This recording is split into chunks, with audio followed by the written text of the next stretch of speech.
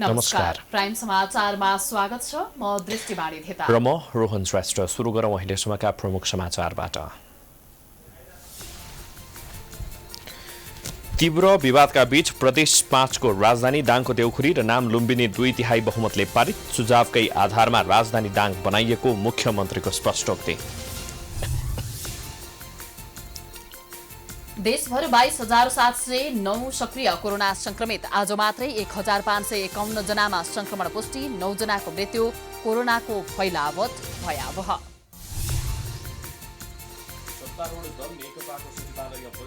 पनि जुट्न सकेन सहमति। सरकारको पछिल्लो राजदूत नियुक्तिमा विवाद, मन्त्री परिषद पुनर्गठन अन्य।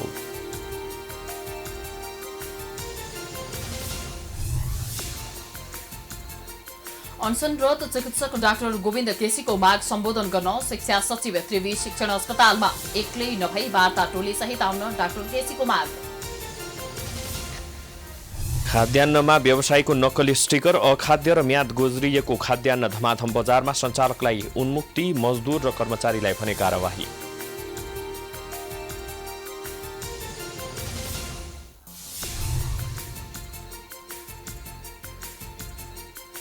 विश्वमा कोरोना संक्रमितको संख्या 3,57,77,000 नाग्यो। अमेरिकी राष्ट्रपति ट्रम्प अस्पतालबाट डिस्चार्ज। कोरोनाबाट नडराउन सबैलाई आग्रह। र इन्डियन प्रिमियर लिग आइपिएलमा आज मुम्बई इन्डियन्स र राजस्थान रोयल्स बीच खेल हुँदै दुवै टोली जितको खोजीमा।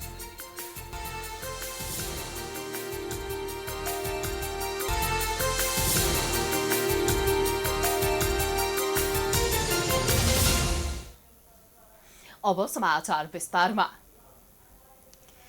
लामो विवाद र सोमबारको कुर्सी तोडफोडपछि अन्तत प्रदेश नम्बर 5 को नाम लुम्बिनी र स्थायी राजधानी भालुवाङमा राख्ने प्रस्ताव प्रदेश सभाबाट 2/3 बहुमतले पारित भएको छ। राजधानीका नामका लागि गरिएको मत विभाजनका पक्षमा 2/3 मतदान गरेसँगै अब प्रदेश 5 को राजधानी दाङको देउखुरी र प्रदेश 5 को नाम लुम्बिनी प्रदेश तय भएको छ। राजधानी दाङको देउखुरी राख्ने प्रस्तावमा मत विभाजन हुँदा प्रदेशसभाको 2/3 बहुमतले प्रदेशसभाको राजधानी र नाम पारित गरेको हो। 87 सदस्य रहेको प्रदेशसभामा 82 मत खसेको थियो। तीमध्ये पक्षमा 69 मत खसेको थियो भने विपक्षमा 13 मत मात्रै खसेको थियो। जनता समाजवादी पार्टी नेपालका 2 र राष्ट्रिय जनमोर्चाका 1 जनाले मतदानमा भाग लिएनन्। प्रदेशसभामा भएको मतदानमा बहुमत सदस्यले राजधानी दाङको देउखुरीको पक्षमा मतदान गरेसँगै अब प्रदेश 5 को राजधानी दाङको देउखुरी तय भएको छ। 87 जना मान्य सदस्य रहेको विवरण जानकारी गराउँछु। मान्य सदस्य आजको मतदानमा उपस्थित मान्य सदस्यहरूको संख्या 82 रहेको छ। मान्य सदस्यहरू मान्य आन्तरिक मामिला तथा कानुन मन्त्री श्री कुलप्रसाद केसीले पेश गर्नुभएको दाङ जिल्लाको राप्ती गाउँपालिका, गडवा गाउँपालिका तथा अर्घाखाँची जिल्लाको सिद्धगङ्गा नगरपालिकाले ओगटेको चर्चेको राप्ती नदीको किनाराको मैदानी भाग राप्ती उपत्यका देउखुरीलाई प्रदेशको स्थायी राजधानी तोकियोस् भन्ने प्रस्तावको पक्षमा अर्थात् हुन्छ भन्ने पक्षमा जम्मा 69 मत र प्रस्तावको विपक्षमा अर्थात् हुन्न भन्ने पक्षमा जम्मा 13 मत परेको छ। मान्य सदस्यहरू मान्य आन्तरिक मामिला तथा कानुन मन्त्री श्री कुलप्रसाद केसीले पेश गर्नुभएको दाङ जिल्लाको राप्ती गाउँपालिका, गडवा गाउँपालिका तथा अर्घाखाँची जिल्लाको सिद्धगङ्गा नगरपालिकाले ओगटेको चर्चेको राप्ती नदी किनारको मैदानी भाग राप्ती उपत्यका देउखुरीलाई प्रदेशको स्थायी राजधानी तोकियोस् भन्ने प्रस्तावको पक्षमा हुन्छ भन्ने पक्षमा जम्मा 69 मत परेको र नेपालको संविधानको धारा 288 को उपधारा 2 बमोजिम प्रदेश सभामा तत्काल कायम रहेका सदस्य संख्याको 2/3 बहुमतबाट प्रदेशको राजधानी निर्धारण हुने संवैधानिक व्यवस्था अनुसार दाङ जिल्लाको राप्ती गाउँपालिका, गडवा गाउँपालिका तथा अर्घाखाँची जिल्लाको सिद्धगङ्गा नगरपालिकाले ओगटेको चर्चेको राप्ती नदीको किनाराको मैदानी भाग राप्ती उपत्यका देउखुरीलाई तोकियोस् भन्ने प्रस्ताव संविधानको धारा 288 को उपधारा 2 बमोजिम प्रदेश सभाको 2/3 बहुमतले पारित भएको घोषणा गर्दछ। मान्य सदस्यहरू प्रदेशको स्थायी राजधानी सम्बन्धी मूल प्रस्ताव मतदान प्रक्रियाद्वारा 2/3 बहुमतद्वारा पारित भइसकेकोले यस सम्बन्धी संशोधन प्रस्तावलाई मतदान प्रक्रियामा लैजान आवश्यक नपरेको बेहोरा जानकारी गराउँछु। त्यस्तै प्रदेश नम्बर 5 को प्रदेश सभामा मंगलबार भएको मतदानमा प्रदेशको नाम लुम्बिनी राख्ने प्रस्तावको पक्षमा 79 मत परेको छ भने विपक्षमा 4 मत परेको छ। प्रदेश सरकारले प्रदेशको नाम लुम्बिनी र स्थायी राजधानी दाङको भालुवाङ बजारलाई केन्द्रमा राखेर राप्ती र गडवा गाउँपालिका तथा अर्घखाँचीको शीतगंगा नगरपालिकालाई जोडेर स्थायी राजधानी बनाउने प्रस्ताव 16 असोजमा प्रदेश सभामा पेश भएको थियो। सोमबार यही विषयलाई लिएर विपक्षी दल कांग्रेसका सभासदले प्रदेश सभामा कुर्सी तोडफोड समेत गरेका थिए। विरोधका बावजुद मंगलबार भएको मतदानमा कांग्रेसकै सांसदहरूले पार्टीको व्हिप विपरीत फ्लोर क्रस गरेका छन्, किनकि प्रदेशसभामा कांग्रेसका 19 सांसद भए पनि विपक्षमा 13 मत मात्रै खसेको छ। यसले पनि भगवान गौतम बुद्धको जन्मस्थल लुम्बिनी नै प्रदेश 5 को नाम 2/3 बहुमतले पारित भएको छ। नेपालको संविधानको धारा 295 को उपधारा 2 तथा प्रदेश नम्बर 5 को नामाकरण र स्थायी राजधानीको प्रस्ताव सम्बन्धी आन्तरिक कार्यविधि 2077 बमोजिम शान्तिका अग्रदूत गौतम बुद्धको जन्मस्थल लुम्बिनीको महत्त्वलाई हृदयङ्गम गर्दै साझा चिनारीको रूपमा प्रदेशको नाम लुम्बिनी प्रदेश नामाकरण गरियोस् अर्थात् हुन्छ भन्ने पक्षमा 79 मत र प्रस्तावको विपक्षमा अर्थात् हुन्न भन्ने पक्षमा जम्मा 4 मत परेको छ।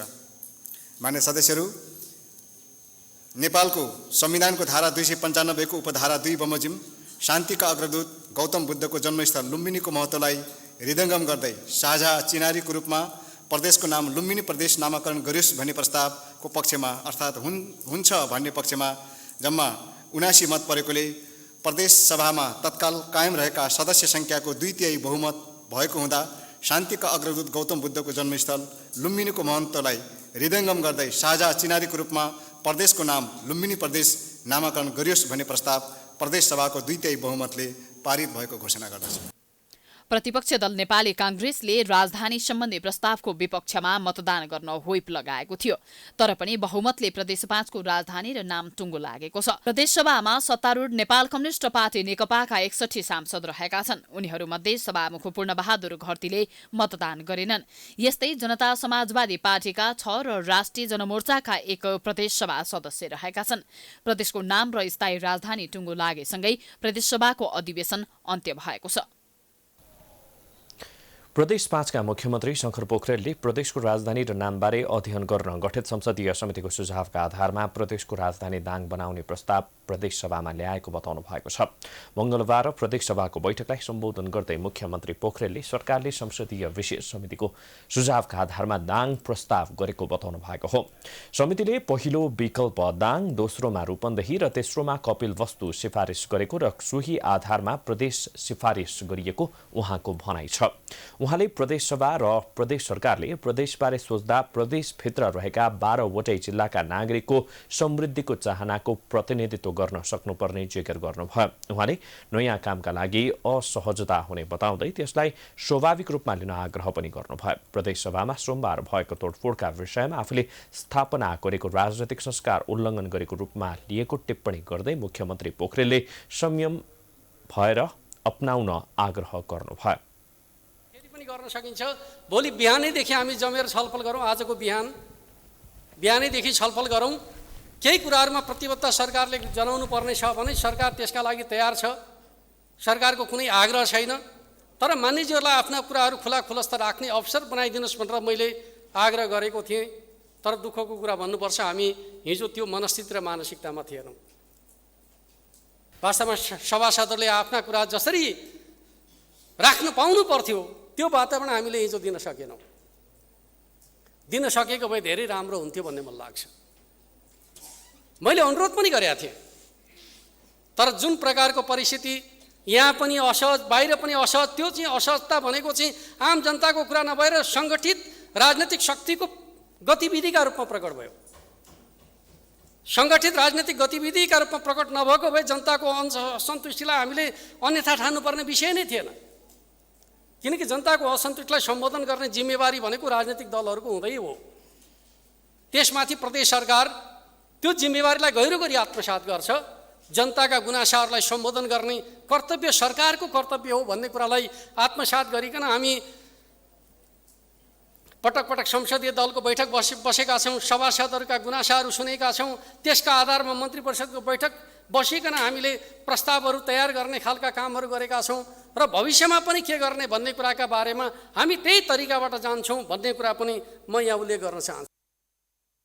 त्यसअघि बैठकमा प्रदेश नम्बर 5 का विपक्षी दल कांग्रेसका नेता वीरेन्द्र कुमार कनौडियाले विस्तृत छलफल गरेर प्रदेशको राजधानी तोकेको भए दाङ पनि स्वीकार्य हुन सक्ने बताउनुभयो। तर सत्तापक्ष नेपाल कम्युनिस्ट पार्टी नेकपाले छलफल बिना छापामार शैलीमा प्रदेशको स्थायी राजधानी दाङ र नाम लुम्बिनी प्रस्ताव दर्ता गरेको उहाँले बताउनुभयो। यो कुनै कसैले पनि कोही जिम्मेवार दलले पनि राम्रो भन्दैन, तर यसको पछाडि कारण पनि छ नि। राजनीतिक संवाद पनि नगर्ने, पेलेर पनि जाने। अब यो कुरा हामी विस्मृतिमा राखेर एउटा नयाँ संवादको थालनी गरौँ। एउटा जे भयो अब सबै कुरा हामी यसलाई बिर्सेर नयाँ अध्याय सुरु गरौँ। उहाँले निषेधाज्ञा आन्दोलन र मानिसहरू पक्राउ परेका बेला छिटो प्रक्रियाबाट राजधानी र नाम तोक्न सरकारले खोजेकोले आफूहरूले विरोध गरेको बताउनुभयो। प्रदेश 5 को राजधानी दाङ सार्ने प्रस्तावको विरोध गर्दै सत्तारूढ नेपाल कम्युनिस्ट पार्टीका 2000 बढी कार्यकर्ताले पार्टी परित्यागको घोषणा गरेका छन्। विभिन्न 35 संस्थामा आबद्ध 2249 जना पार्टी सदस्यहरूले पार्टी छोडेको घोषणा गरेका हुन्। भुजबलमा पत्रकार सम्मेलन गरी रूपन्देही व्यापार संघ, रूपन्देही उद्योग संघ, होटल तथा रेस्टुरेन्ट व्यवसाय संघ, पश्चिम नेपाल बस व्यवसायी प्राली लगायतका संस्थामा आबद्ध पार्टी सदस्यहरूले नेकपा छोड्ने घोषणा गरेका हुन्। उनीहरूले पार्टीका सांसदहरूले मतदाता र कार्यकर्ता सामु चुनावमा गरेका प्रतिबद्धता बिर्सेर भुजबलबाट राजधानी दाङ सार्न लागेकाले पार्टीमा बस्नुको औचित्य नभएको भन्दै पार्टी त्याग गरेको बताएका छन्। रूपन्देहीमा अस्थायी राजधानी राख्दा रूपन्देहीका व्यावसायिक संघ संस्थाहरूले आफ्नो कार्यालय भवन दिएर योगदान गरे पनि सरकार र यस क्षेत्रका सांसदहरूले त्यसलाई नजरअन्दाज गरेको उनीहरूले गुनासो गरेका छन्। पछिल्लो 24 घण्टामा नेपालमा थप 1551 जनामा कोरोना संक्रमण पुष्टि भएको छ। संक्रमित मध्ये काठमाडौँ उपत्यकामा मात्रै 1017 जना रहेका छन्। त्यस्तै कोरोना संक्रमण पश्चात थप 2340 जना उपचारपछि निको भएका छन्। आज 9 जना कोरोना संक्रमितको मृत्यु भएको छ। नेपालमा सक्रिय संक्रमितको संख्या 22709 पुगेको छ। 1551 जनामा कोरोना भाइरस संक्रमण पुष्टि भएको छ। 11047 जनाको पीसीआर परीक्षण हुँदा 1551 जनामा कोरोना संक्रमण पुष्टि भएको मंगलबारको नियमित प्रेस ब्रिफिङमा स्वास्थ्य मन्त्रालयका प्रवक्ता डाक्टर जागेश्वर गौतमले जानकारी दिए। संक्रमित मध्ये काठमाडौँ उपत्यकामा मात्रै 1017 जनामा कोरोना संक्रमित थपिएका छन्। स्वास्थ्य तथा जनसङ्ख्या मन्त्रालयका अनुसार काठमाडौँमा 783, भक्तपुरमा 116 र ललितपुरमा 118 जनालाई कोरोना पोजिटिभ देखिएको हो। यो सँगै देशभर कोरोना संक्रमितको संख्या 90,814 पुगेको छ, जसमध्ये 47,000 निको भएका छन्। 24 घण्टामा मात्रै 2,340 जना निको भएका छन्। निको हुनेको कुल प्रतिशत 74.3% रहेको छ। नेपालमा कोरोना संक्रमणबाट थप 9 जनाको मृत्यु भएको छ, जसमा 4 जना महिला र 5 जना पुरुष कोरोना संक्रमितको मृत्यु भएको छ। नेपालमा आजको पीसीआर 11047 गरी जम्मा 10,79,276 परीक्षण भएको छ। गत 24 घण्टामा नयाँ संक्रमितको संख्या 1551 रहेको छ। आज काठमाडौँ उपत्यका मध्ये काठमाडौँमा 783, भक्तपुरमा 116 र ललितपुरमा 118 गरी जम्मा 1017 जना नयाँ संक्रमित थपिनु भएको छ। स्वास्थ्य तथा जनसङ्ख्या मन्त्रालयका अनुसार 4 महिला र 5 पुरुषको मृत्यु भएको हो, जसमा काठमाडौँ उपत्यकामा 5 जनाको मृत्यु भएको छ। मृत्यु हुनेमा तेह्रथुमका 31 वर्ष, सुनसरीका 64 वर्षका पुरुष, काठमाडौँकी 59 वर्ष र 60 वर्षकी महिला, ललितपुरकी 47 वर्षकी महिला, 61 र 77 वर्षका पुरुष रहनु भएको छ। त्यस्तै चितवनका 70 वर्ष र नवलपरासीका 77 वर्षकी महिलाको मृत्यु भएको छ। यो सँगै कोरोना संक्रमित मृतकको संख्या 563 पुगेको छ। आज देशभर 22,709 जना सक्रिय संक्रमित रहेको स्वास्थ्य तथा जनसङ्ख्या मन्त्रालयले जनाएको छ। आज देशभरि जम्मा सक्रिय संक्रमितहरूको संख्या 22,709 संस्थागत आइसोलेसनमा रहनुभएका व्यक्तिहरूको सङ्ख्या 9118 छ। प्रदेशअनुसार प्रदेश 1 मा 117 जना, प्रदेश 2 मा 198 जना, बागमती प्रदेशमा 7268 जना, गण्डकी प्रदेशमा 359, प्रदेश 5 मा 685, कर्णाली प्रदेशमा 301, सुदूरपश्चिम प्रदेशमा 190 जना हुनुहुन्छ। देशभर 22,709 जना सक्रिय संक्रमित छन्, जसमध्ये 13,591 होम आइसोलेसन र 9,118 संस्थागत आइसोलेसनमा छन्। उनीहरूमध्ये 243 जनाको आइसियु र 40 जनाको भेन्टिलेटरमा उपचार भइरहेको मन्त्रालयले जनाएको छ। अहिले देशभरका क्वारेन्टिनमा 4,221 जना रहेका छन्। सत्तारूढ दल नेकपाको सचिवालय बैठक बिना निष्कर्ष टुङ्गिएको छ। प्रधानमन्त्रीको सरकारी निवास बालुवाटारमा बसेको बैठकमा गएको बिहिबारको मन्त्री परिषदबाट भएका संवैधानिक नियुक्ति, मन्त्री परिषद पुनर्गठन, पार्टी एकताको बाँकी काम लगायतबारे छलफल हुने कार्यसूची रहे पनि कुनै निर्णय हुन सकेन। आजको बैठकमा सचिवालय सदस्यहरूले प्रधानमन्त्री केपी शर्मा ओलीलाई एकलौटी रूपमा राजदूत नियुक्ति गरेको भन्दै विरोध जनाएसँगै बैठक बिना निष्कर्ष टुङ्गिएको हो। प्रधानमन्त्री ओलीले मन्त्री परिषद बैठक मार्फत पूर्व अर्थमन्त्री डाक्टर युवराज खतिवड़ालाई अमेरिकाको राजदूत नियुक्त गरेपछि नेकपाभित्र असन्तुष्टि चुलिएको छ। यसबारे छलफल गर्न शनिबार नै सचिवालय बैठक बोलाइए पनि प्रधानमन्त्री सचिवालयका सल्लाहकारलाई कोरोना देखिएपछि बैठक बस्न सकेको थिएन।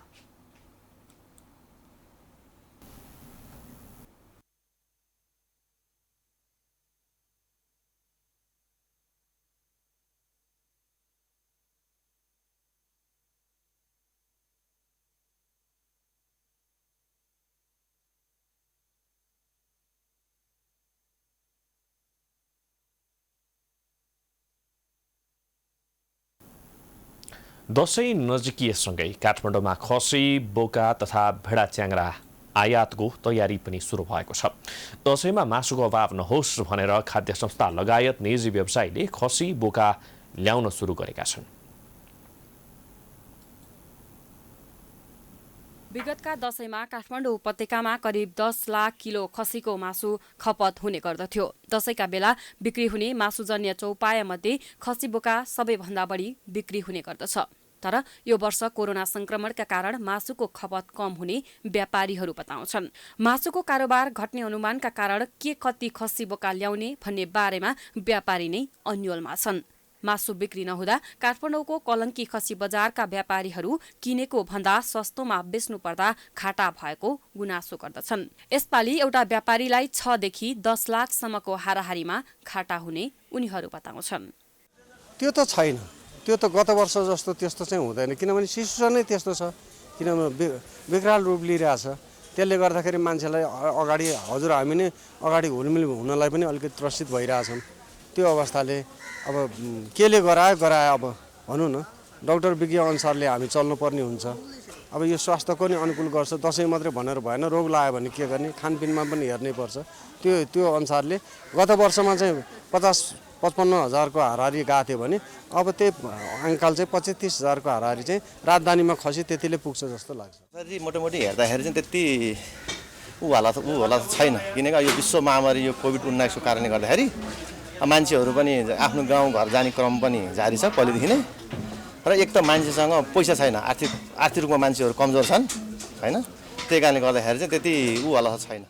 काठमाडौँमा विभिन्न 30 भन्दा बढी जिल्लाबाट खसी बोका ल्याउने गरिन्छ। खास गरी खसी बोका, भेडा, च्याङ्रा तथा कुखुराको चहल पहल घटस्थापना लागेपछि सुरु हुन्छ। गत वर्ष 60,000 खसी बोका भित्रिएका थिए, तर यो वर्ष गत वर्षको तुलनामा 50% कम आयात हुने चौपाया खरिद बिक्री प्रणालीले जनाएको छ। पोहोरको तुलनामा 50-55 हजारदेखि 60 हजारसम्म खसी चाहिँ भित्रिएको थियो। जस्तै यो बजारमा नभइकन दसैँको बेलामा त विभिन्न ठाउँमा चाहिँ खसी बोका जान्छन् र हाम्रो आकलनमा लगभग हाम्रो व्यापारीसँग कोर्डिनेट गरे अनुसार चाहिँ 55 हजार भन्दा माथि नै खसी बोका भित्रिएको थियो। विगतमा दशैंको समयमा काठमाडौँ उपत्यकामा दैनिक 5,000 खसी बोका बिक्री हुने गरेको तथ्याङ्क छ। यसपटक भने वर्षमा 50,000को संख्यामा पुग्न पनि कठिन छ। संक्रमणको उच्च जोखिम रहेको छ, तर नागरिकले अपनाउनु पर्ने सावधानी र सतर्कतामा भने कमी हुँदै आएको छ। यसको एउटा उदाहरण हो राहदानी विभाग। एकातिर कोरोनाको जोखिमका बीच विभागमा पासवर्ड बनाउनेको भीड लागिरहेको छ भने अर्कोतिर कोरोना संक्रमणको जोखिम झनै बढ्दै गएको छ। हजारौंको संख्यामा संक्रमितहरू थपिरहेका छन्, तर सरकारले लकडाउन र निषेधाज्ञा पूर्ण रूपमा हटाएको आभास हुन्छ। अहिले बजारको चहल पहलको अवस्था हेर्दा जनता पनि लकडाउन र निषेधाज्ञालाई सहन त के सुन्न समेत नचाहेको जस्तो देखिरहेको छ, जसले गर्दा मानिसहरूको भिडभाड हुने कार्यालयहरूमा कोरोना संक्रमण फैलिने उत्तिकै जोखिम बढेको छ। यसरी भिड हुने मध्येको एक सरकारी कार्यालय हो राहदानी विभाग, जहाँ राहदानी बनाउनको लागि बाक्लो भिड देखिन्छ। केशर पुस्तकालय नजिकै रहेको राहदानी विभागमा न सामाजिक दूरी कायम छ, न कुनै मापदण्ड भएका छन्। टहकिलो घामको बीचमा आफ्नो पालो कुरेर पासपोर्ट बनाउनकै लागि लर्को लागेको छ।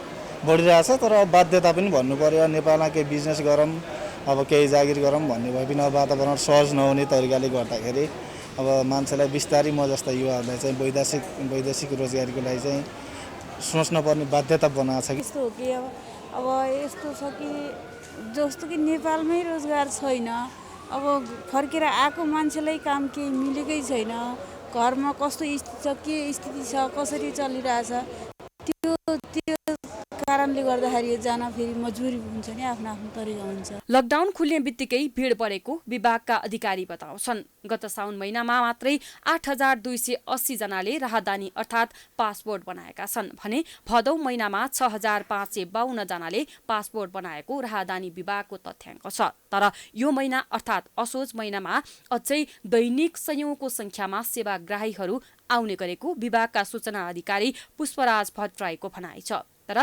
विभागमा कुनै पनि व्यवस्था र मापदण्ड पालना भएका छैनन्। सेवाग्राहीलाई व्यवस्थित गर्ने लगायतका कार्यहरू देख्न सकिएन। तर विभागले भने आवश्यक सम्पूर्ण मापदण्ड पालना गरेर सेवाग्राहीलाई व्यवस्थित पारेको दावी गरेको छ। सकेसम्म प्रयास गरेका छौँ। एउटा त सोसियल डिस्टेन्सिङ, अनि मास्क चाहिँ अनिवार्य। अब अहिले सरकारले भनेको पनि मतलब विश्वव्यापी रूपमै पनि अहिले यो कोभिडको इफेक्टलाई कम गर्नको लागि एउटा मास्क र एउटा सोसियल डिस्टेन्सिङ जुन भनिरहेको छ, त्यही अनुसार हामीले पनि सेनिटाइजर, ठाउँ ठाउँमा साबुनहरू पनि राखिदिएको छ, अनि सेनिटाइजरहरू पनि राखिदिएको छ। त्यसको प्रयोग गर्ने यिनै मुख्य 3टा कुरा हुन्छ। अहिलेको अवस्थामा नेपालमा कोरोना भाइरस संक्रमितको संख्या चीनको भन्दा बढी पुगिसकेको छ। सरकारले आवश्यकता र अवस्थाका आधारमा स्थानीय तहलाई नै जिम्मेवारी दिँदै लकडाउन केही खुकुलो बनायो। आज आएर हेर्दा तत्कालीन अवस्थामा एकजना संक्रमित देखिँदा डराएको सरकार र जनताहरू अहिले संक्रमितको कुरा छडौं, दिनमा 1 दर्जन मानिसहरूको मृत्यु भइसक्दा समेत सचेत बनेका छैनन्। न सरकारी निकाय तातिएको छ, न आम जनता नै सचेत बनेका छन्। समाचारको सिलसिला जारी छ, हामी विश्राम पछि आउँछौं।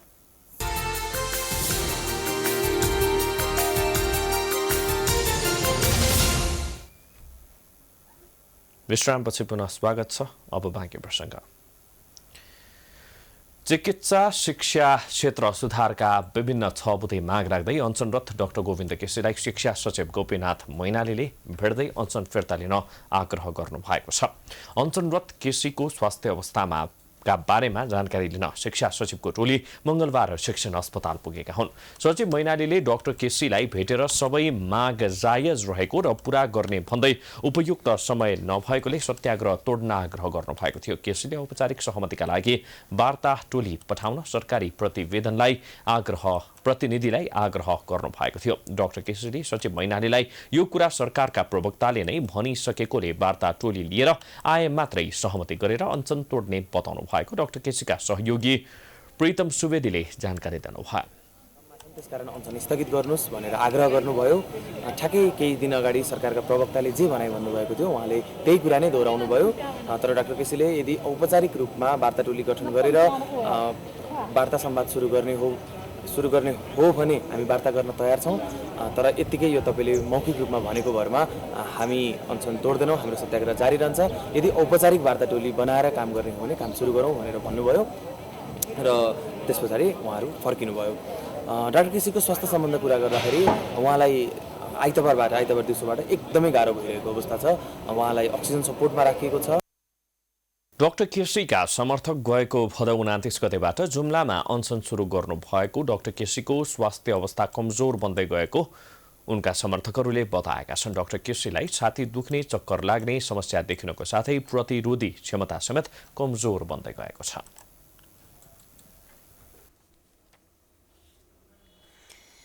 समग्र स्वास्थ्य क्षेत्रको सुधारको माग गर्दै डाक्टर गोविन्द केसीले 19औं अनसन सुरु गरेको आज 23औं दिन। उनको स्वास्थ्य अवस्था झनभन्दा झन बढी जटिल बन्दै गएको छ। तर सरकार भने उनको मागप्रति उदासीन बनेको छ, जसको चौतर्फी विरोध र आलोचना भइरहेको छ।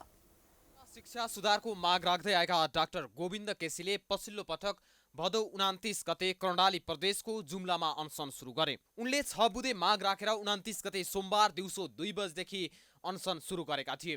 उनको 19औं अनसनको आज 23औं दिन पुगेको छ। तर सरकारले भने उनको मागलाई बेवास्ता गर्दै आएको छ।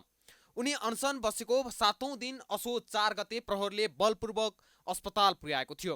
राति करिब 11 बजेतिर प्रहरीले डाक्टर केसीलाई जुम्लाको रानीचौर स्थित बाबिरा मस्टो मन्दिर परिसरबाट कर्णाली स्वास्थ्य विज्ञान प्रतिष्ठान लगेको थियो। स्वास्थ्य स्थिति बिग्रिँदै गए पनि आफूलाई अपहरणको शैलीमा अस्पताल लगिएको भन्दै डाक्टर केसीले कुनै पनि उपचार त्यहाँ लिएका थिएनन्। असोज 5 गते डाक्टर गोविन्द केसी काठमाडौँतर्फ हिँडे। नेपालगञ्जसम्म एम्बुलेन्समा आएका केसी 5 गते साँझ काठमाडौँ आउने विमान नभएका कारण नेपालगञ्जमै रोकिए। डाक्टर केसी 6 गते बिहान 11 बजेको उडानमा काठमाडौँ आइपुगे। जुम्लामा अनसन बसेको 8औं दिन 5 गते केसीले अब काठमाडौँ पुगेर नै सत्याग्रह जारी राख्ने बताउँदै जुम्ला छाडेका थिए। 2 वर्ष अघि जुम्ला स्थित कर्णाली स्वास्थ्य विज्ञान प्रतिष्ठानमा अनसन बसेका बेला केसीलाई काठमाडौँतर्फ लैजान आएको सरकारी टोलीले अस्पतालमा तोडफोड गरेको थियो। असोज 6 गते प्रहरीले डाक्टर गोविन्द केसीलाई त्रिभुवन विमानस्थलबाट जबरजस्ती ट्रमा सेन्टरमा लग्यो। नेपालगञ्जबाट बुद्ध एयरमा काठमाडौँ आएका उनलाई प्रहरीले विमानस्थलबाटै जबरजस्ती ट्रमा सेन्टर लगेको थियो। डाक्टर केसी भने त्रिवी शिक्षण अस्पताल जान चाहेका थिए।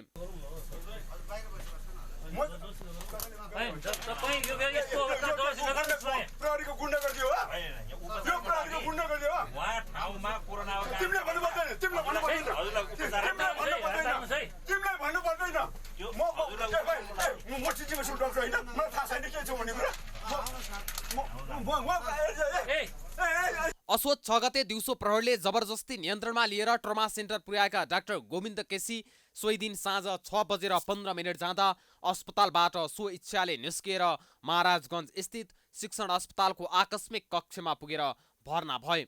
डाक्टर केसीले त्यहाँ कुनै पनि प्रकारको परीक्षण तथा उपचार गर्न मानेका थिएनन्। अस्पतालबाट निस्किए लगत्तै उनी केही सहयोगीका साथ ट्याक्सी चढेर शिक्षण अस्पताल महाराजगञ्ज गएका थिए। त्यसपछि भने उनी आजसम्म शिक्षण अस्पतालबाट नै आफ्नो अनसनलाई निरन्तरता दिइरहेका छन्। यस्ता घटनाक्रम पार गरेका डाक्टर गोविन्द केसीको स्वास्थ्य दिन प्रतिदिन जटिल बन्दै गएको छ।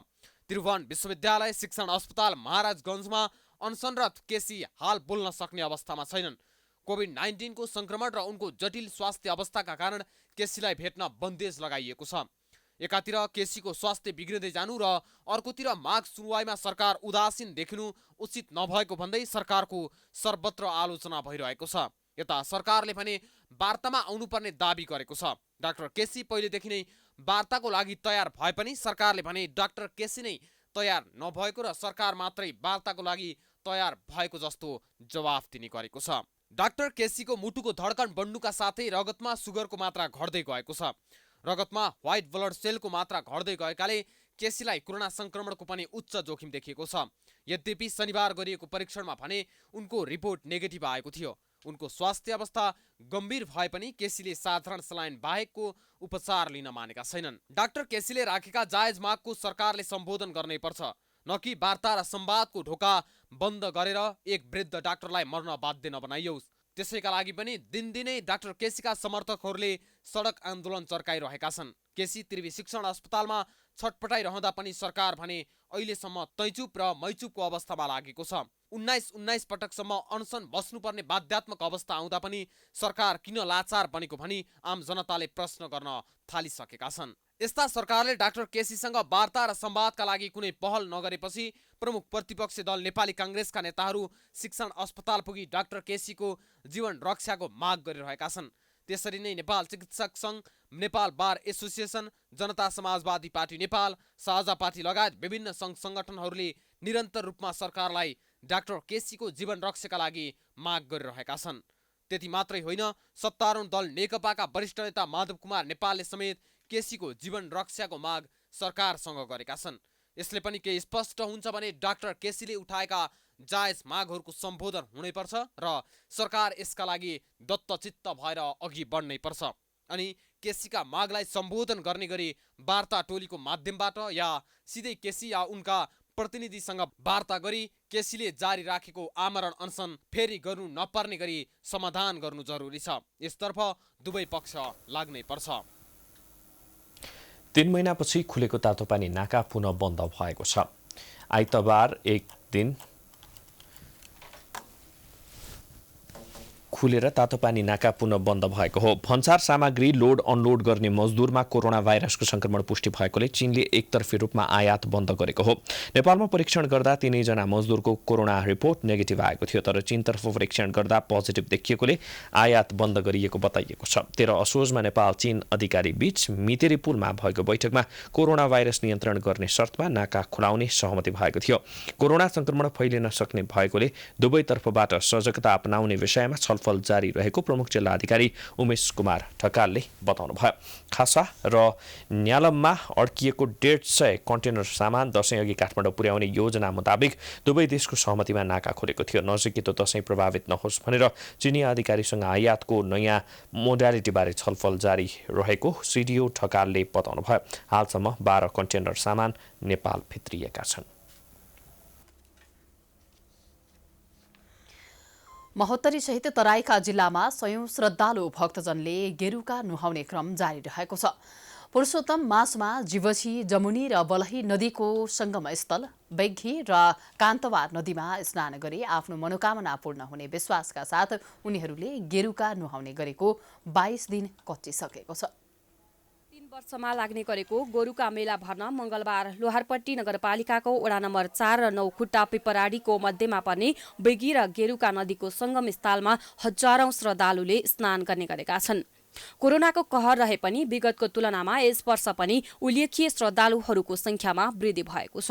पुरुषोत्तम मासमा यो नदीमा नुहाउनाले चर्मरोग निको हुने, निसन्तानले सन्तान पाउने लगायतका चिताएको वर पूरा जनविश्वास छ।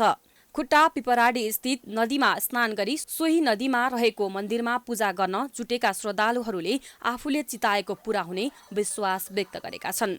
3 साल के बाद में जैसे भट्टी में तीर्थ के अनुकूल तिथि के अनुकूल यही मास के पुरुषोत्तम मास मानल जाए।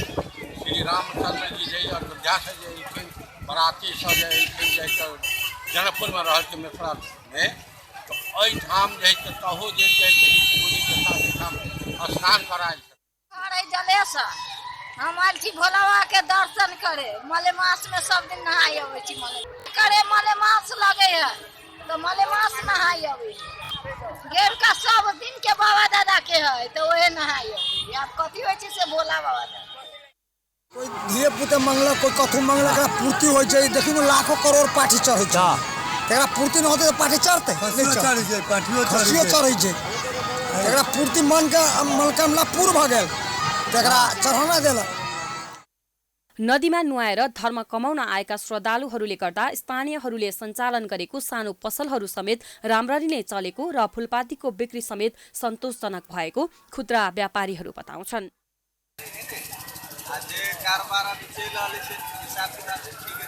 5 साल के तुलना में केन फूल माला बिकाइ छै?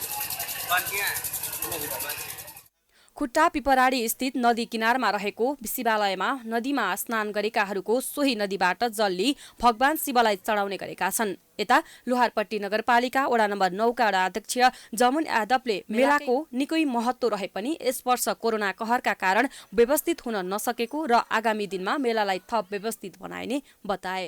जय के विस्तार रूप में ला जायल जाए, केंद्र में ला जायल जाए, पूरा विश्व में ले जाए, ये सब हमरा सबके सोच है जे ऐसे अब बहुत प्रगति कल जाए जे कुंभ के तरह या हम लोग सबके ये जे है जे हमार मेला धाम लागे। यता दर्शनार्थीको संख्यामा अपेक्षाकृत वृद्धि भए पनि स्थानीय बिग्गी नदीमा धनुषाको महेन्द्रनगरमा रहेको एभरेस्ट पेपर मिलबाट आएको कालो प्रदूषित पानीले आस्थामाथि प्रहार समेत गरेको छ। स्थानीय जनप्रतिनिधिहरूले मेला व्यवस्थापन धार्मिक पर्यटकीय स्थलको रूपमा स्थापित गर्न अझै धेरै काम गर्नुपर्ने देखिन्छ।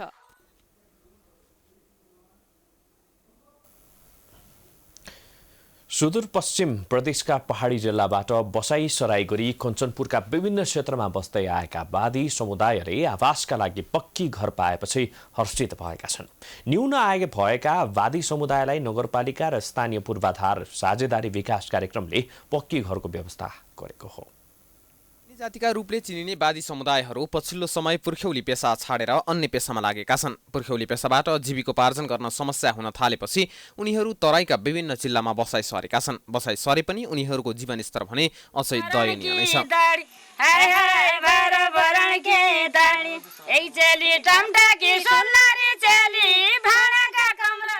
कञ्चनपुरको भीमदत्त नगर 9 जमुना भाडीमा बस्दै आएका 24 घर परिवार वर्षौंदेखि झुपडीमा बस्दै आएका छन्। वर्षौंदेखि झुपडीमा बस्दै आएका वादी समुदायका लागि सुरक्षित आवास निर्माण हुन थालेपछि अहिले उनीहरू खुसी भएका छन्। सर दिन त हामीसँग पहिला कच्ची घर थियो हैन, अब अहिले सानो सरकारले अब नचुइनेर झानामा बस्दाखेरि अब हामीलाई सरकारले दिएको छ 2 कोठा घर हैन, अनि सानो जमिन पनि सानो छ सर हैन। अब त्यसै गर्दा अब हामी गरिब पिछडिएको जनताहरू छ, अब घरहरू दिनुभयो, सरकारको लागि बहुत बधाई छ। अझै पनि हामीलाई सेवा सुविधा चाहियो। भाँडाकुँडा त्यहाँ राखेर बच्चाहरूलाई एउटा ठाउँमा सुताएर फेरि बस्नु पर्थ्यो। अहिले अलिकति राम्रो व्यवस्था भएको थियो, घर दिएर। पुरा त बन्या छैन, अब बन्नेवाला छ, हालमै राम्रै छ। हाल भीमदत्त नगरपालिका र स्थानीय पूर्वाधार साझेदारी विकास कार्यक्रमको संयुक्त 50 लाखको लगानीमा 9 परिवारका लागि आवास निर्माणको कार्य अन्तिम चरणमा पुगेको छ। वादी समुदायका लागि 2 कोठा बरण्डा र शौचालय सहितका घरहरू निर्माण भइरहेका छन्। उनीहरूले घरसँगै जग्गाधनी पूर्जा पनि उपलब्ध गराइदिन अनुरोध गरेका छन्। ठिकै छ, सरकारले हाम्रो अहिले 2 कोठाको घर दियो, त्यसमा हामी खुसी छौँ सर। पहिले अब झोपडीमा बस्थे, अहिले सरकारले 2 कोठाको घर दियो सर, अब त्यसमा खुसी छु त पनि सर। अब त्योभन्दा पनि अति खुसी हामीलाई हाम्रो जो यो कमाइदान गरेको हाम्रो 2-4 कट्टा जो पनि जमिन छ सर, अहिलेसम्मलाई हाम्रो जिजुबाजेले 3 पुस्ताबाट हाम्रो 3-4 पुस्ताबाट हाम्रो लाल पूर्जा छैन सर। त्यो यो जो हामीले अहिले यो नानो आफ्नो घरबास गरेर बस्या। बस्तीका अन्य 24 परिवार वादी समुदाय अझै पनि झुपडीमा बस्दै आएका छन्। सुरक्षित आवासमा पहुँच नपुगेका वादी समुदायका लागि पनि पहल भइरहेको भीमदत्त नगरपालिकाले जनाएको छ। नगरपालिका वडा नम्बर 9 को जमुनाबाडीमा वादी समुदायका लागि 9वटा घर निर्माण गरिएको छ र त्यसै गरेर एउटा घर चाहिँ हाम्रो भीमदत्त नगरपालिका वडा नम्बर 9 कै बोरमदेवमा एक सार्कीलाई एक घर गरेर 10वटा घर चाहिँ निर्माण गर्ने काम भएको छ। महाकाली नदीले छाडेको बगरमा 3 दशकदेखि बस्दै आएका वादी समुदायले मजदुरी गरेर जीविका चलाउँदै आए पनि नदी बगरको ऐलानी जग्गाको स्वामित्व भने वादी समुदायले पाएका छैनन्। प्राइम टाइम्स टेलिभिजनका लागि कञ्चनपुरबाट डेलीराज पन्तको रिपोर्ट। समाचारको सिलसिला जारी छ, हामी विश्राम पछि आउँछौं। विश्राम अघि प्रमुख समाचार पुनः एकपटक। तीव्र विवादका बीच प्रदेश 5 को राजधानी दाङको देउखुरी र नाम लुम्बिनी 2/3 बहुमतले पारित। सुझावकै आधारमा राजधानी दाङ बनाइएको मुख्यमन्त्रीको स्पष्टोक्ति।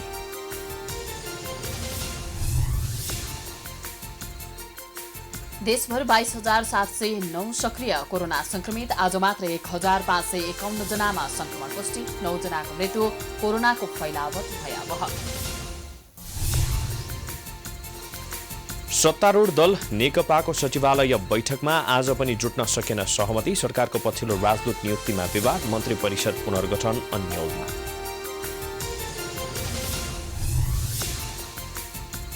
अनसनरत चिकित्सक डाक्टर गोविन्द केसीको माग सम्बोधन गर्न शिक्षा सचिव त्रिवी शिक्षण अस्पतालमा एक्लै नभई वार्ता टोली सहित आउन डाक्टर केसीको माग। खाद्यान्नमा व्यवसायीको नक्कली स्टिकर, अखाद्य र म्याद गुज्रिएका खाद्यान्न धमाधम बजारमा, सञ्चालकलाई उन्मुक्ति, मजदुर र कर्मचारीलाई भने कारवाही।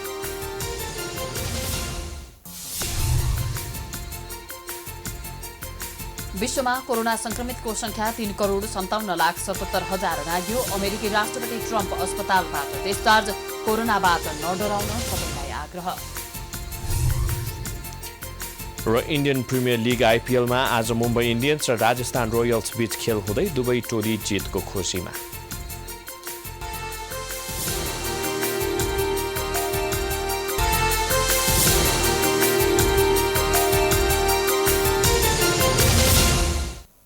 विश्रामपछि स्वागत छ। अब आर्थिक समाचार।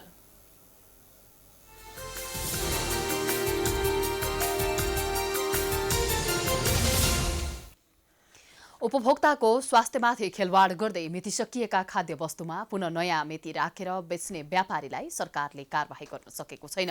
हदैसम्मको कारबाही गर्न माग गर्दै प्रधानमन्त्री कार्यालयमा उजुरी परे पनि कामदार र मजदुरलाई नियन्त्रणमा लिई कारबाही गरी सञ्चालनलाई उन्मुक्ति दिएको भन्दै उपभोक्ताकर्मी आन्दोलित भएका छन्। घराना र व्यवसायहरूले विभिन्न शीर्षकमा उत्पादन गर्दै आएका खाद्य वस्तु गुणस्तरहीन भेटिएको छ। एकैपटक ठूलो मात्रामा खाद्य वस्तुको उत्पादन गर्ने र प्रयोग मिति सकिएपछि नयाँ मितिको स्टिकर टाँच्दै उपभोक्ताको स्वास्थ्यमाथि खेलवाड गर्ने जो कोहीलाई कडा कारबाही गर्न उपभोक्ता कर्मीले आग्रह गरेका छन्। खाद्य वस्तुमा अखाद्य वस्तु मिसाउने, प्रयोग मिति सकिएपछि नयाँ मितिको स्टिकर टाँच्दै आएका व्यापारीलाई कारबाही नगरी कामदार र कर्मचारीलाई कारबाही हुँदै आएको पाइएको छ। दैनिक उपभोग्य वस्तु दूध, पानी, फलफूल, तरकारी, माछा, मासु, चकलेट लगायत अन्य वस्तुमा अखाद्य वस्तुको मिसावट गर्ने, अवैध कार्य गर्ने माथि सरकारले कारबाही नगरी उन्मुक्ति दिँदै आएको छ। राष्ट्रिय उपभोक्ता मञ्चका अध्यक्ष प्रेमलाल महर्जनले विद्यमान ऐन कानुन विपरीत काम गर्ने व्यवसायलाई कारबाही हुनुपर्नेमा मजदुर र कर्मचारीलाई कारबाही गरेको भन्दै आपत्ति जनाएका छन्। ऐन कानुन विपरीत काम गर्ने व्यवसायहरूलाई कारबाही गर्नुपर्नेमा मजदुर र कर्मचारी मात्रलाई कारबाही भएको देखिएको छ। कानुन गर्ने सरकारी निकायहरू व्यवसायहरूको दबावमा आउनु दुःखद कुरा। विशाल ग्रुपका सञ्चालकहरूलाई पनि कारबाही गर्न सक्नुपर्छ। कानुन निमुखहरूलाई मात्रै हुनु हुँदैन, तल्लो तहदेखि माथिल्लो तहसम्मलाई समान रूपमा कानुन लागू हुनुपर्छ र अपराध जसैले गरेको भए पनि त्यो अपराध गर्ने अपराधीहरूलाई कारबाहीको दायरामा ल्याउन सक्नुपर्दछ। महानगरीय प्रहरी अपराध महाशाखा र वाणिज्य आपूर्ति तथा उपभोक्ता संरक्षण विभागको संयुक्त अपरेसनमा म्याद नआएका खाद्यान्न, नयाँ म्याद राख्ने मेसिनसहित नयाँ म्याद राखिरहेको अवस्थामा रङ्गे हात पक्राउ गरिएकाहरूमाथि कारबाही भएको छैन। कारबाहीमा नपर्नेमा काठमाडौँ महानगरपालिका कलङ्कीमा रहेको आयन डिस्ट्रिब्युटर प्राइभेट लिमिटेडका सञ्चालक रौनक बोथ्रा, अमाजुन डिस्ट्रिब्युटर प्राइभेट लिमिटेड आयनकी मुख्य सञ्चालक पुष्पादेवी अग्रवाल रहेका छन्। आरोपितलाई धरौटीमा छोडेको भन्दै वाणिज्य आपूर्ति तथा उपभोक्ता संरक्षण विभाग आलोचित बनेको छ।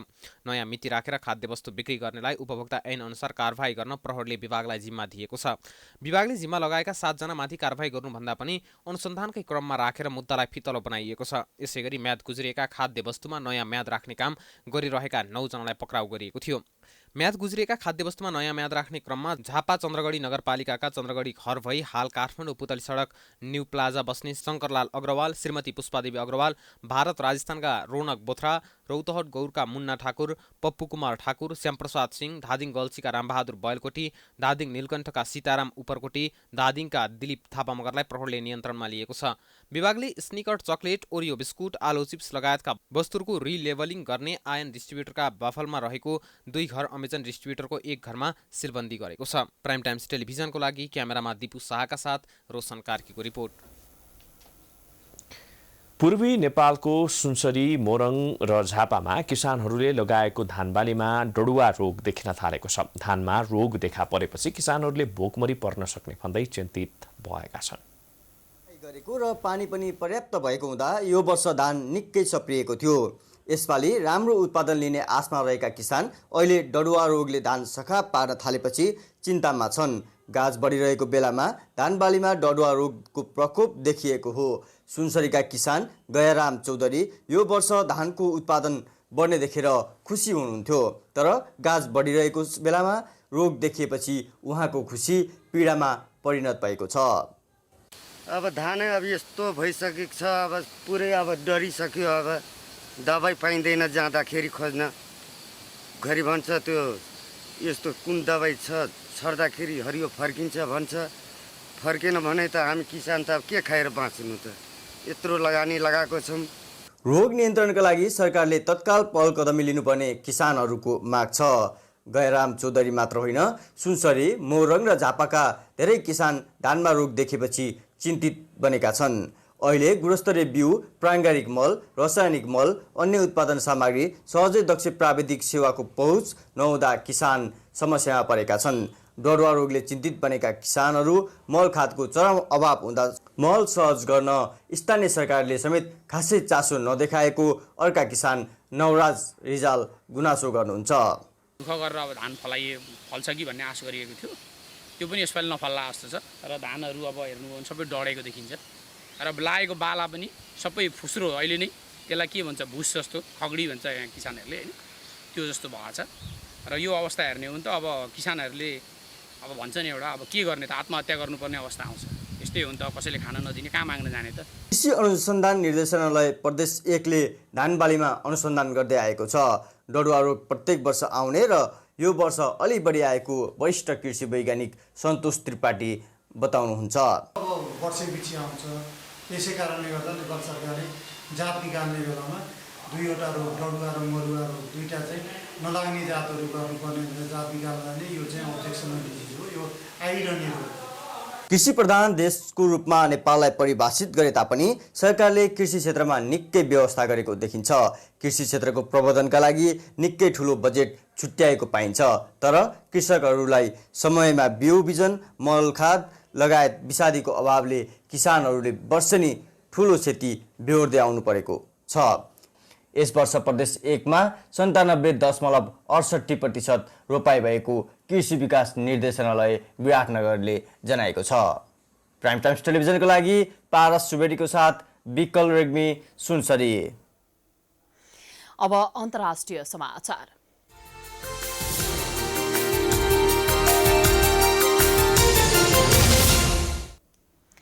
विश्वमा कोरोनाबाट संक्रमित हुनेको संख्या 3,57,77,000 नागेको छ। पछिल्लो विवरण अनुसार कोरोना संक्रमणबाटै 10,49,700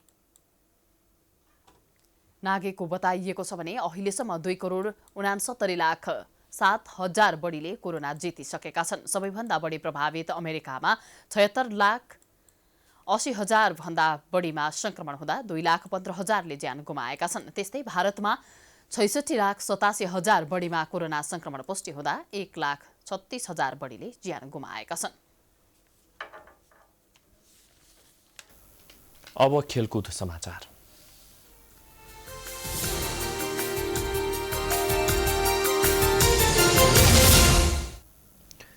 इन्डियन प्रिमियर लिग आइपिएलमा आज मुम्बई इन्डियन्स र राजस्थान रोयल्स बीच खेल हुँदैछ। नेपाली समयअनुसार दुवै टोली बीच साँझ 7:45 बजे खेल हुनेछ।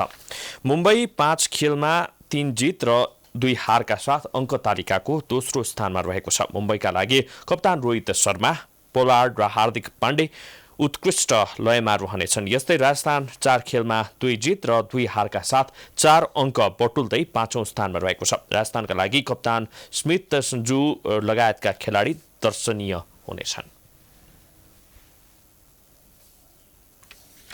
यो सँगै हामी समाचारको अन्त्यमा आइपुगेका छौं। जाँदा जाँदै प्रमुख समाचार पुनः एकपटक। तीव्र विवादका बीच प्रदेश 5 को राजधानी दाङको देउखुरी र नाम लुम्बिनी 2/3 बहुमतले पारित। सुझावकै आधारमा राजधानी दाङ बनाइएको मुख्यमन्त्रीको स्पष्टोक्ति। देशभर 22,709 सक्रिय संक्रमित, आज मात्रै 1,551 जनामा संक्रमण पुष्टि, 9 जनाको मृत्यु। कोरोनाको फैलाव भयावह। सत्तारूढ दल नेकपाको सचिवालय बैठकमा आज पनि जुट्न सकेन सहमति। सरकारको पछिल्लो राजदूत नियुक्तिमा विवाद, मन्त्री परिषद पुनर्गठन अन्यलमा।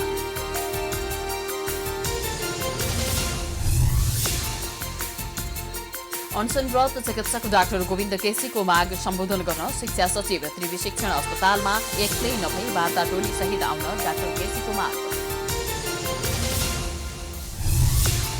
खाद्यान्नमा व्यवसायीको नक्कली स्टिकर, अखाद्य र म्याद गुज्रिएका खाद्यान्न धमाधम बजारमा, सञ्चालकलाई उन्मुक्ति, मजदुर र कर्मचारीलाई पनि कारवाही।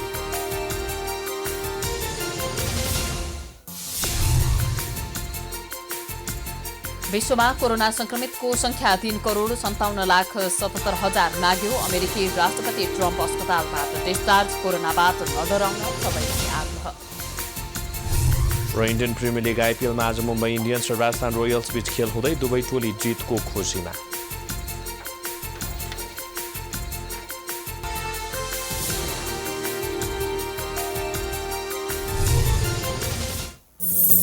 समाचार अहिलेलाई सकियो।